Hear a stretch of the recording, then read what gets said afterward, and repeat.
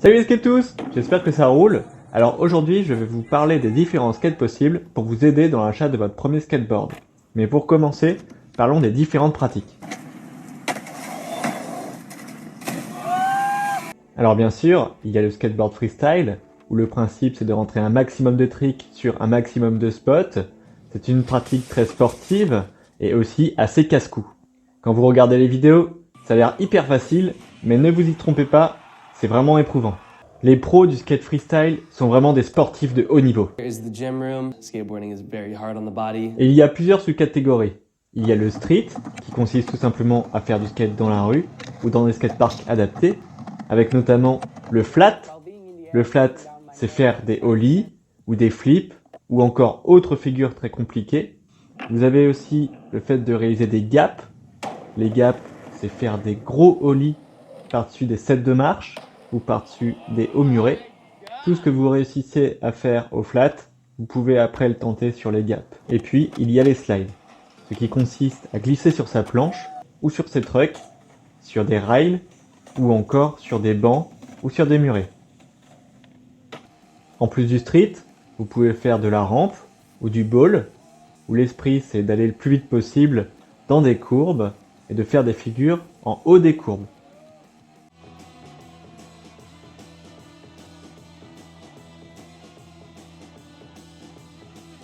Mis à part le skate freestyle, vous avez par exemple le cruising. Le cruising, ça consiste à rider avec un cruiser dans la rue, dans les descentes, pour prendre de la vitesse, pour aller chercher sa baguette de pain, pour faire ses courses. Et là, l'idée, c'est d'avoir une petite planche qui est maniable, que vous pouvez porter facilement, ou alors avoir des plus grosses planches pour prendre plus de vitesse. Vous avez aussi le surf skate, c'est très simple.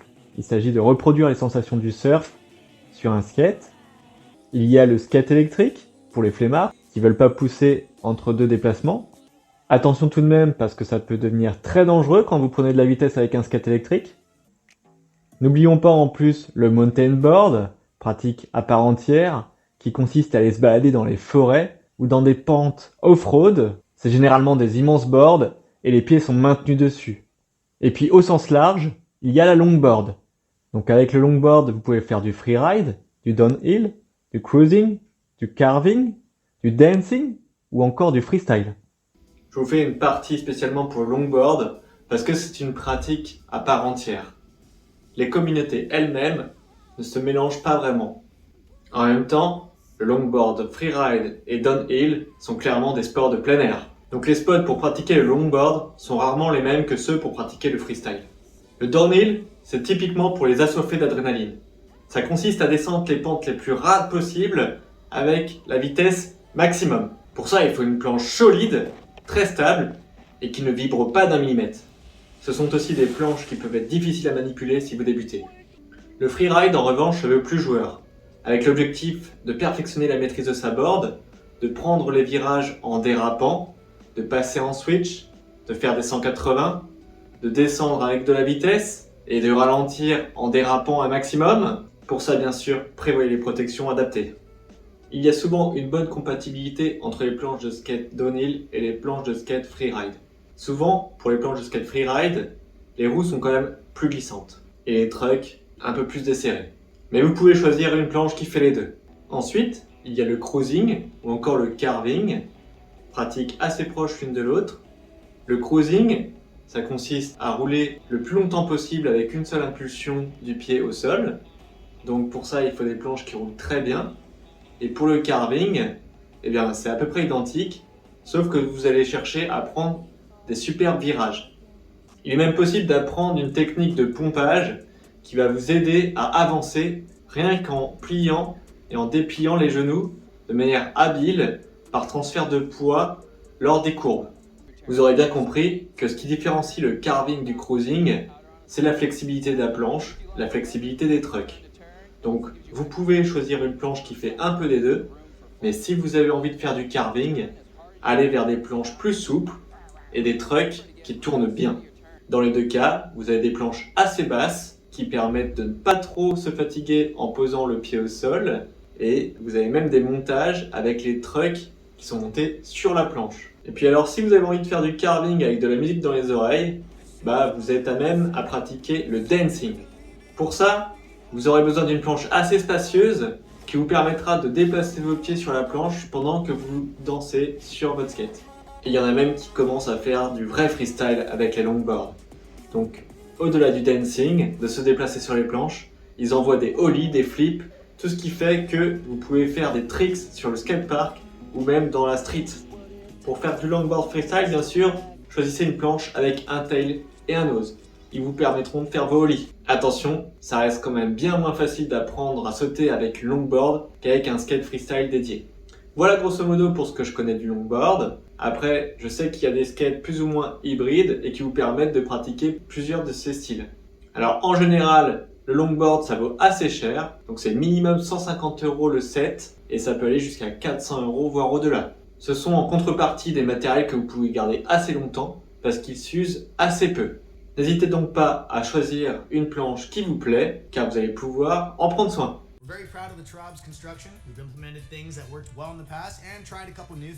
On va parler maintenant des skates que vous trouvez le plus facilement dans les skate shops. Les skates freestyle, les cruisers, les surf skates aussi maintenant qu'on voit de plus en plus. Et on se perd vite dans ces skates qui sont classiques avec un tail et un nose parce que vous avez plein de tailles, vous avez plein de marques, vous avez plein de motifs et ce sont généralement les skates les plus indiqués pour apprendre les premières figures. Donc n'hésitez pas à aller vous acheter comme premier skate un skate classique freestyle. Vous trouverez facilement des planches entre 80 et 100 € qui vous permettront de démarrer le skateboard et qui seront amplement suffisantes en termes de qualité. Pour un premier skateboard, ne vous attardez pas sur le design ni sur le prix car vous risqueriez de ne pas apprécier les qualités à leur juste valeur et en plus, vous voudrez en prendre soin, ce qui peut vous limiter dans les essais dans vos tricks. Au début, plus vous allez accepter d'user votre matériel, plus vite vous progressez. Alors, allez dans votre skate shop le plus proche et demandez une board complète. Bon, je sais que les vendeurs de skate shop ne sont pas toujours très sympas. Si vous ne vous y plaisez pas, honnêtement, n'hésitez pas à claquer la porte et aller tenter un autre skate shop. Par contre, évitez d'acheter votre matériel en ligne, vous risqueriez d'être déçu. N'allez pas non plus dans les grandes surfaces, vous ne serez pas conseillé et la qualité ne sera certainement pas au rendez-vous. Donc on disait, partez sur une board avec un nose, un tail, classique, parfois appelé pop cycle, dans votre skate shop le plus proche, avec les vendeurs que vous trouvez les plus sympas, demandez une board complète et le skate shop vous trouvera le bon setup entre planche, truck, roues et roulement. Ils pourront aussi vous conseiller sur la taille de la planche qu'il faut par rapport à votre taille, votre poids et vos envies de skate. C'est souvent vrai que le design n'est pas au rendez-vous, mais ne vous inquiétez pas, après quelques heures de skate, de toute façon, le design ne sera plus visible. Et rassurez-vous, vous aurez largement le temps de changer la planche quand celle-ci sera trop usée. Oui, parce qu'en fait, quand vous achetez une complète board, vous achetez la planche, les trucks, les roues et les roulements en même temps, mais en fait, quand vous avez fait vos premières heures de skate et que la planche est trop usée, vous n'avez plus que la planche à changer pour entre 50 et 70 €. Pour votre première planche même, je dirais que vous devriez partir sur une planche nude, sans motif. Pour El Peralta, c'est des très bonnes planches nude, Globe aussi, vous pouvez y aller les yeux fermés. Vous économiserez ainsi de l'argent pour le reste du matériel. Je me répète, mais n'allez pas sur le skateboard coup de cœur que vous trouvez magnifique dans le skate shop, vous allez payer un bras et vous serez dégoûté dès que vous allez l'esquinter un tout petit peu. Alors bien sûr, il y a différentes tailles de skate, différentes tailles de truck, différentes tailles de roues. Et ça va dépendre de ce que vous voulez faire, de votre gabarit aussi bien sûr. Et donc, le vendeur du skate shop vous conseillera certainement très bien. Mais je vais vous donner quand même quelques petites astuces. Alors, il y a des planches enfants. Donc si vous êtes un petit, vous allez grandir. Et en fonction de votre âge, vous serez plus ou moins loin d'atteindre votre taille adulte. Alors, choisissez bien la taille pour que vous puissiez évoluer aussi dessus. Vous pouvez démarrer avec une planche de largeur 7 pouces 25, mais une fois que vous serez adulte, vous devrez maîtriser au moins les planches de largeur 7,75 pouces. Donc vous pouvez choisir une planche de 7,25, mais vous pouvez aussi choisir déjà une planche de 7,75. Si vous êtes déjà adulte, le choix de la largeur de votre planche dépend de la taille de vos pieds, de votre taille, de votre poids et aussi du style de skate que vous voulez pratiquer. Si vous chaussez du 41 comme moi par exemple, vous pouvez choisir en fait toutes les planches entre 7,875 et 8,125 en fonction du ressenti que vous aurez quand vous essayerez. L'objectif étant de choisir une planche sur laquelle vous vous sentez bien et sur laquelle vous avez envie d'évoluer. Plus c'est mince, plus vous arriverez à lancer des tricky flips, donc des figures durant lesquelles vous ferez vriller votre planche. Plus vous choisirez une planche large, plus stable elle sera et plus vous pourrez prendre de la vitesse avec. Encore une fois, n'hésitez pas à demander à votre vendeur de tester votre matériel sur un tapis par exemple. Si vous avez des grands pieds et que vous chaussez du 44 ou plus, je vous recommande de choisir minimum une planche de 8,25 jusqu'à 8,75 voire 9. Ça dépend encore une fois de comment vous vous sentez dessus, de votre taille et de votre gabarit. Concernant la longueur du skate associé, ne vous en préoccupez pas de trop, c'est généralement proportionnel à la largeur des planches. Néanmoins, si vous êtes très grand et que vous avez peur d'être inconfortable sur une planche qui serait trop courte, il existe des planches particulièrement plus longues. Alors ensuite, concernant les trucks qui équiperont votre planche, ne vous prenez pas trop la tête non plus. Leur largeur sera déterminée en fonction de la planche que vous choisirez. Simplement, si vous avez besoin de grosses roues, eh bien il vous faudra des trucks plus hauts. Ou alors, le vendeur vous proposera de rajouter des riser pads ou des shock pads qui auront pour objectif d'augmenter l'espace entre vos roues et le dessous de la planche et donc d'éviter que les roues touchent le dessous de la planche lors de vos virages. Pour information, les shock pads se distinguent des riser pads en absorbant soi-disant les chocs. Mais honnêtement, c'est pas vraiment avéré, donc ne vous préoccupez pas trop de ça pour le moment non plus. Vous devez savoir aussi que quand vous achetez votre matériel neuf, les trucks sont vendus desserrés. Donc au moment d'acheter votre skate, n'hésitez pas à en profiter pour acheter un tool, une clé de serrage, environ 10 €, et ça vous servira à ajuster le serrage de vos trucks et donc la manière dont va tourner votre skateboard. Ou alors, demandez à votre vendeur de vous régler déjà le skateboard, notamment au niveau du serrage des trucks, avant de repartir avec. Ensuite, il y a la possibilité aussi de choisir les roues. Donc les roues, il existe plusieurs tailles et plusieurs duretés, c'est ce qui les distingue majoritairement. Généralement, dans un skate complet, le vendeur vous propose des roues entre 52 et 54 mm et dureté entre 99A et 101A. Ces chefs de roue correspondent à la majorité des skates freestyle. Elles sont suffisamment dures pour vous permettre de déraper et elles sont suffisamment petites pour acquérir une bonne légèreté, une bonne maniabilité et prendre rapidement de la vitesse. C'est évidemment un bon choix de roue, vous pouvez y aller les yeux fermés si vous ne savez pas quoi prendre. Si en revanche, vous n'êtes pas sûr de vouloir passer votre vie entre 5 et 15 km/h pour apprendre vos premiers tricks et que vous voulez déjà vous faire des grandes descentes ou des balades dans la ville, vous devriez peut-être changer vos roues dès le début, en choisissant par exemple des roues plus molles et qui accepteront mieux les différences de qualité des endroits où vous allez rouler, entre les goudrons, les pavés ou encore les routes un petit peu rugueuses. Pour ça par exemple, je crois que la marque Powell Peralta propose des roues A-Cut hybrides de dureté 90A qui m'ont l'air très bien pour pouvoir faire du street et aussi un petit peu de balade. Pour améliorer le roulement, vous pouvez aussi choisir des roues qui sont de diamètre plus grand, entre 55 et 56 mm par exemple de diamètre. Attention, ça donnera forcément un setup plus lourd, parce que quand vous augmentez le diamètre des roues, vous augmentez aussi la profondeur de la roue, donc le volume et donc le poids. Si vous augmentez le diamètre de la roue, bien sûr, vous passerez plus facilement les petits graviers, les petits obstacles sur la route, donc forcément vous roulerez mieux. Attention par contre, parce que les roues seront plus proches du dessous de la planche. Donc ça vous nécessitera peut-être de écarter le truck de la planche avec des riser pads, comme on en parlait précédemment. Je crois même qu'il y a des roues qui vont jusqu'à 60 mm pour le street, mais là personnellement, je trouve que c'est trop.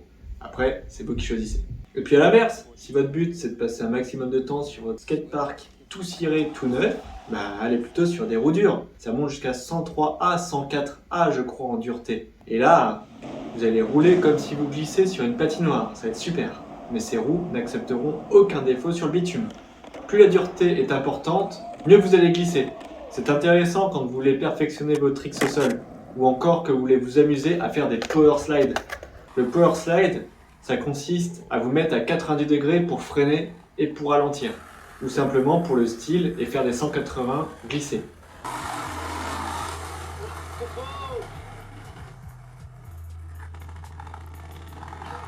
Bien sûr, pour monter le tout, vous aurez besoin de 8 vis et 8 écrous auto-freinés, notamment pour les trucks. Et entre les trucks et les roues, il y a 8 roulements. On parle souvent de roulements avec 3, avec 5, avec 7. Ne vous prenez pas la tête avec ça. Prenez ce que le vendeur vous donne, ou alors prenez des roulements sans avec même, ça roulera exactement pareil. tous les composants se changent. Donc vous aurez largement le temps d'essayer d'autres alternatives pendant votre apprentissage du skate et de vous faire votre idée sur les différences entre les ABEC ou entre les différents types de visseries si, par malheur, vous arrivez à en casser. Normalement, si tout se passe bien, vous allez skater 6 mois, 1 an avec votre premier setup et vous allez vous rendre compte au fur et à mesure que certains composants, notamment la planche, nécessiteront d'être changés. À ce moment-là, retournez à votre skate shop avec votre matos et choisissez le nouveau matériel de remplacement. Alors si vous avez envie d'un peu plus d'originalité que des planches Pop Cycle avec un nose et un tail très standard, vous pouvez vous orienter vers des géométries un peu plus alternatives. Par exemple, on vend des planches old school pour les fans des années 80 et 90. Ces fameuses planches qui étaient utilisées par les Tony Hawk ou encore les Steve Caballero. C'est typiquement ce type de planche-là. Elles sont généralement beaucoup plus larges, beaucoup plus stables du coup, et vous permettent de prendre énormément de vitesse, notamment pour faire de la courbe. Elles permettent cependant d'apprendre à faire des ollies, par contre, elles sont difficiles à maîtriser pour faire des flips, évidemment, puisqu'elles sont très larges, donc plus lourdes et plus difficiles à faire tourner. Si vous choisissez des planches plus larges, rappelez-vous, choisissez des trucks plus larges aussi. Avec une planche de type old school, vous dépenserez aussi tout de suite plus d'argent. Une planche comme ça vaut entre 70 et 100 euros, juste le plateau.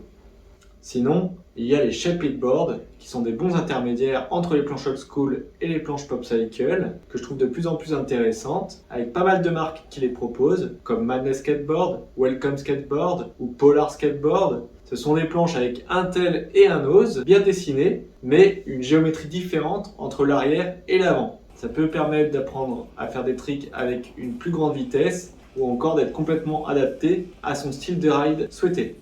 Et si vous voulez transformer votre skate freestyle en chillboard, rien de plus facile, il vous suffira de changer les roues qui peuvent être dures à l'origine en roues molles avec des roues par exemple en dureté 80A qui vous permettront de rouler sur tous les types de bitume. Si vous êtes moins fan des tricks et que vous avez juste envie de vous balader, achetez un cruiser ou encore en complément de votre skate freestyle. Beaucoup des skateurs ont un cruiser en plus de leur skate freestyle pour notamment se rendre sur les spots, rejoindre leurs potes ou encore les filmer pendant les sessions. Elles sont bien pour ça parce qu'elles limitent toutes les vibrations au sol et donc vous n'avez pas de bruit à la caméra quand vous filmez avec un cruiser. Ça vous permet aussi de carver et de prendre du plaisir quand vous vous déplacez sur le spot de skate. Généralement, les constructeurs de skateboard cruiser définissent la planche de A à Z, de la roue à la planche en passant par les trucks et donc vous achetez nécessairement un cruiser complet de différentes tailles, plus ou moins lourd. Ce que je vous conseille simplement, c'est de choisir un cruiser avec un tail qui vous permettra au moins, une fois appris le ollie, de passer les trottoirs aisément. Puisque le tail, rappelez-vous, c'est l'arrière relevé de la planche qui vous permet de faire le ollie. Santa Cruz ou Globe, honnêtement, propose de super petits cruisers très agréables à rider et pas trop chers. Et je sais pas si je devrais, mais je vais quand même en parler, les pennyboards, notre vilain petit canard à tous. Honnêtement, je ne peux que vous déconseiller d'acheter une pennyboard. Avec ce vulgaire plastique, si vous avez envie d'une petite planche aussi maniable, l'équivalent en bois, pas forcément plus cher, souvent beaucoup plus stylé et qui vous éviteront de passer pour je sais pas quoi dans la rue. One of our most popular boards due to its small size and versatility. It's a beautiful setup right here. Choisissez un surf skate aussi si vous avez envie de retrouver les sensations des vagues sur le bitume. Il y a une drôle de technologie au niveau du truck avant qui vous permet de carver d'une manière assez exceptionnelle.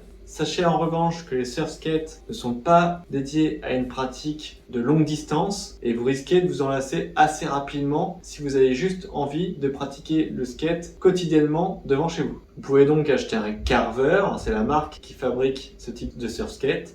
Je crois qu'il y a d'autres marques aussi qui fabriquent ce type de skate. Attention aussi, les Carvers coûtent assez cher. Faites attention à ne pas aller dépenser trop d'argent pour un skate que vous utiliserez certainement très peu. Il y a aussi le skate électrique, pratique qui se répand de plus en plus. On va pas trop en parler, mais quand même un petit peu parce que c'est très pratique. Ça vous permet de monter à des hautes vitesses et vous déplacer très facilement d'un point A à un point B. Il y a un site, une fédération française qui donne plein de conseils sur le skate électrique. Ça s'appelle eskate.fr et vous pouvez même fabriquer votre propre skateboard électrique. Personnellement, j'en ai acheté un. C'est un Melo Skateboard. Donc en fait, c'est un skate électrique que vous rapportez sur la planche de skate que vous voulez. Elle me permet de faire 7 à 8 km à 40 km/h quand même. Donc attention, si vous utilisez un skate électrique, rappelez-vous que c'est très dangereux. C'est pas pour les débutants, il faut déjà que vous sachiez faire du skate avant. Et ensuite, protégez-vous bien la tête et les mains, au minimum. Voilà, en conclusion, je crois que j'ai fait le tour. Je vous ai montré toutes les possibilités que vous avez à pratiquer le skateboard, toutes les variétés de skate possibles. Vous voyez qu'il y a quasiment une infinité de choix possibles pour acheter votre premier skateboard. En premier lieu donc, essayez de définir au mieux ce que vous voulez faire avec votre skate. Ensuite, allez dans un skate shop pour vous faire conseiller et essayez tous les types de planches qui vous intéressent. N'achetez pas sur internet, vous risqueriez de faire un mauvais achat. Voilà, j'espère que cette vidéo vous a plu. N'hésitez pas à me poser vos questions en commentaire, j'y répondrai. D'ici là, faites un maximum de tricks et à plus les skatous!